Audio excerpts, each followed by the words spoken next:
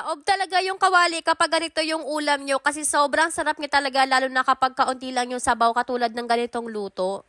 Kaya naman kung nagsasawa na kayo sa ibang pagkain, ito naman yung lutuin mo. Simple lang kasi magigisa ka lang dito ng garlic onion at kaunting kamatis. Habang nagluluto nga ako ng udong, nagsalang na nga rin pala ako nitong paksiw sa kamyas para ulam namin mamayang gabi.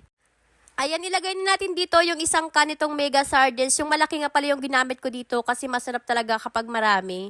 Tapos nagbuhos na rin ako dito nitong 2 can na water. Papakuluin muna natin ng maigi yan. Tsaka natin ilagay dito yung udong na noodles. 3 noodles nga pala yung nilagay ko dito. Tapos nag-add rin ako ng maliit na sutanghon. Kapag walang sutanghon, pwede naman yung miswa or di kaya kahit wala na. Para naman meron tayong gulay na makain, naglagay ako dito ng kangkong. Sa pampalasa naman ito, salt and pepper lang dahil kaunti lang yung water natin kaya malasa talaga to. Kaunting simmer na nga lang to at maluluto na rin, kaya naman sobrang simple lang at napakabilis pang lutuin at